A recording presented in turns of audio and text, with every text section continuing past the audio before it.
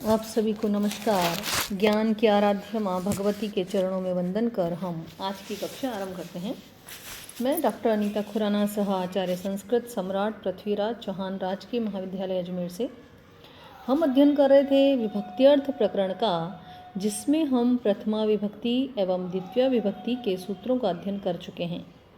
आज हम तृतीय विभक्ति से संबंधित सूत्रों का अध्ययन करेंगे। प्रथम सूत्र है साधकतमं करणम। अपने कार्य की सिद्धि में, साधकतमम अपने कार्य की सिद्धि में जो वस्तु या पदार्थ कर्ता के लिए साधकतमम, साधकतम का अर्थ है सबसे अधिक सहायक होता है, उसे करणम करण कहते हैं। करण किसे कहते हैं? अपने कार्य की सिद्धि में जो वस्तु या पदार्थ कर्ता के लिए साधकतम अर्थात सबसे अधिक सहायक होता है, उसे करण कहते हैं। और करण में तृतीय विभक्ति का प्रयोग होता है। करण कारक में तृतीय विभक्ति का प्रयोग होता है। उदाहरण है रामः बाणेन रावणम हन्ति। राम रावण को मारता है। किसके द्वारा सबसे अधिक मारने में सहायक कौन है? बाण। इसलिए बाण की करण संज्ञा, और जब करण संज्ञा हो जाती है तो करण में तृतीय विभक्ति का प्रयोग। रामः बाणेन रावणम हन्ति। राम बाण से रावण को मारता है। अगला सूत्र है कर्तृकरणयोस् तृतीया। कर्तृ यहाँ अनुक्त कर्ता के संदर्भ में आया है। अनुक्त कर्ता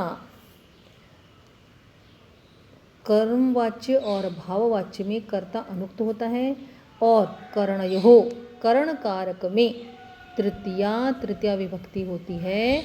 उदाहरण देखिए, रामेण रावणः हतः। राम के द्वारा रावण हतः मारा गया। राम यहाँ पर अनुक्त करता है, तो यहाँ पर कौन सी विभक्ति का प्रयोग है? तृतीय विभक्ति का प्रयोग है वो करता ही, परंतु ये अनुक्त है। राम के द्वारा रावण मारा गया। तेन हस्यते, उसके द्वारा हंसा जा रहा है। यहाँ पर जो तेन है वह भी अनुक्त करता है, इसलिए यहाँ अनुक्त कर्ता में तृतीय विभक्ति का प्रयोग। रामः, अब अगला उदाहरण है करण का। रामः जलेन मुखम प्रक्षालयति। राम जल से मुख धोता है। मुख धोने की यहाँ क्रिया हो रही है। मुखम प्रक्षालयति, मुख धोया जा रहा है। तो किसके द्वारा मुख धोया जा रहा है? सबसे अधिक सहायक कौन है? जल। जल से मुख धोया जा रहा है, इसलिए रामः जलेन मुखम प्रक्षालयति। राम जल से मुख धोता है। करण में तृतीय विभक्ति का प्रयोग जलेन। अगला सूत्र है येनांग विकारः। येनांग विकारः, अंग विकारः। शरीर के विकृत अंग के वाचक शब्द में तृतीय विभक्ति का प्रयोग। येन अंग विकारः, शरीर के विकृत अंग के वाचक शब्द में तृतीय विभक्ति होती है। जब शरीर का कोई अंग विकृत हो तो उस विकृत जो अंग है उसमें तृतीय विभक्ति का प्रयोग होता है। जैसे कि नेत्रेण काणः, अक्षणा काणः। यहाँ जो शरीर की विकृति है कौन सी है? काणापन। किसके द्वारा, कौन से अंग के द्वारा काणापन है शरीर में? तो है नेत्र के द्वारा। अक्षणा, आँखों के द्वारा। तो यहाँ पर तृतीय विभक्ति का प्रयोग नेत्रेण। शिरसा खलवाटः। खलवाटा गंजा है, शरीर में विकृति है। शरीर के किस अंग के द्वारा विकृति है? वो है सिर, तो इसलिए आ गया तृतीय विभक्ति शिरसा। ऐसे ही पादेन खंजः। खंज है नहीं, पैर से लंगड़ा है।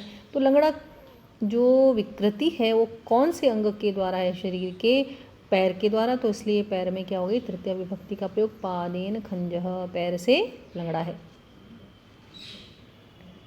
आगे देखिए, इत्थम भूत लक्षणे। जिस लक्षण या चिन्ह से किसी व्यक्ति या वस्तु का ज्ञान हो, उस लक्षणवाची शब्द में तृतीय विभक्ति होती है। जिस लक्षण या चिन्ह से किसी व्यक्ति या वस्तु का ज्ञान हो, उस लक्षणवाची शब्द में तृतीय विभक्ति होती है। विद्या बुद्धि वर्धते।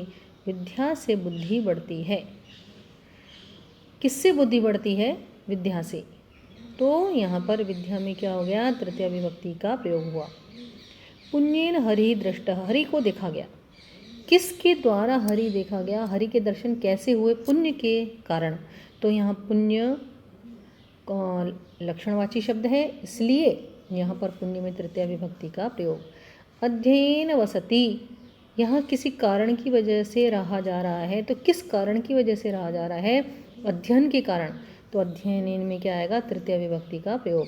अपराधेन दंड्योऽसि, अपराध के द्वारा दंड्योऽसि, अपराध की वजह से दंड तुम्हें मिला है, तो किसकी वजह से दंड मिला है? कौन से लक्षण की वजह से? तो यह अपराध की वजह से, तो अपराध में क्या हो गई? तृतीया विभक्ति का प्रयोग।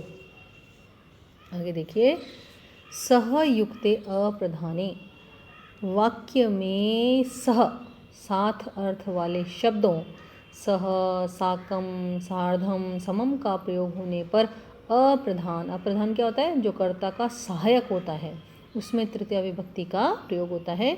जैसे बालिका मात्रा सह विद्यालयम गच्छति, बालिका कहाँ जा रही है? विद्यालयम गच्छति, विद्यालय जा रही है। किसके साथ जा रही है? माता के साथ जा रही है।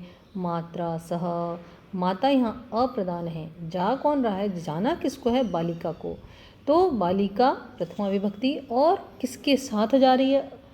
सहायक कौन है? माता, तो इसलिए माता में क्या हो गया? तृतीय विभक्ति का प्रयोग। ऐसे ही उदाहरण है, पुत्रेण साकम आगतः पिता, पिता आया, मुख्य रूप से कौन आया? पिता। किसके साथ आया? पुत्रेण साकम, तो पुत्र क्या है यहाँ पर? अप्रधान, अप्रधान में क्या हो गई? तृतीय विभक्ति का प्रयोग, पुत्रेण। अगला सूत्र है अपवर्गे तृतीया। अपवर्ग का अर्थ है फल प्राप्ति या कार्य सिद्धि। अपवर्गे तृतीया, अपवर्ग का अर्थ है फल प्राप्ति या कार्य सिद्धि। अपवर्ग का बोध होने पर कालवाचक और मार्गवाचक शब्दों के अत्यंत संयोग में तृतीया विभक्ति होती है। एक सूत्र हमने द्वितीय विभक्ति में देखा था, काला ध्वनोर अत्यंत संयोगे। वहाँ पर हमने क्या देखा था? अत्यंत संयोग हो, निरंतरता हो, समय और मार्गवाची शब्द हो, तो द्वितीय विभक्ति का प्रयोग। काला ध्वनोर अत्यंत संयोगे और अपवर्ग तृतीया में अंतर क्या है? वहाँ पर अत्यंत संयोग है, कालवाची शब्द है और मार्गवाची शब्द है। यहाँ पर भी है, यहाँ पर अत्यंत संयोग है, निरंतरता है, समयवाची है, मार्गवाची शब्द है।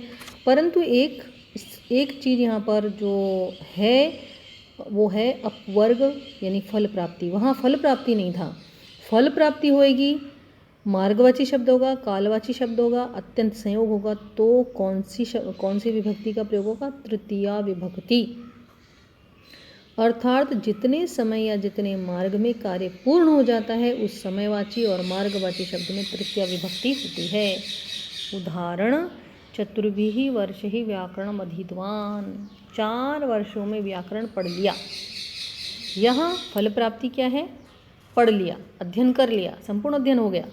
किसका अध्ययन हो गया? व्याकरण का अध्ययन। चतुर्भिः वर्षैः, और कितने वर्षों में? 4 वर्षों में। तो अत्यंत समयवाची एक तो शब्द है यहाँ पर, और निरंतरता है, और फल प्राप्ति क्या है? कि हमारे पास फल आ गया क्या? कि हमने व्याकरण पढ़ लिया।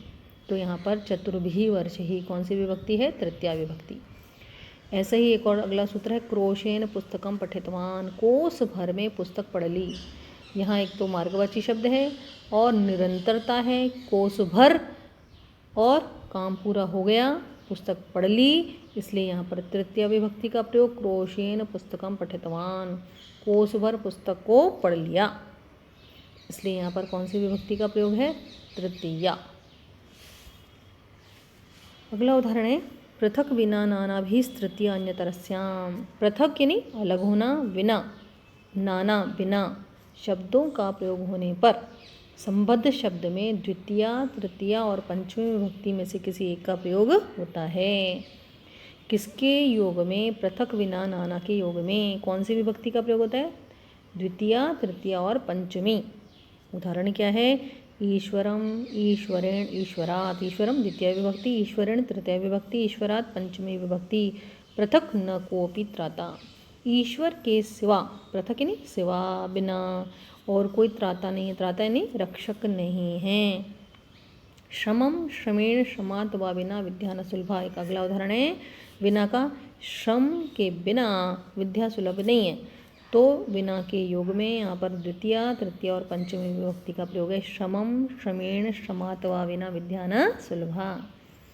ऐसे ही नारीम नार्या नार्यः वा नाना निष्फलम जीवनम, नारी के बिना जीवन निष्फल है। नारीम नार्या नार्यः वा नाना निष्फलम जीवनम, नाना के योग में बिना, नाना यहाँ बिना अर्थ में आया है, इसलिए उसके योग में द्वितीया तृतीया और पंचमी विभक्ति का प्रयोग है। आज के लिए इतना ही। कल हम पुनः कक्षा को नियमित करेंगे। तब तक के लिए नमस्कार।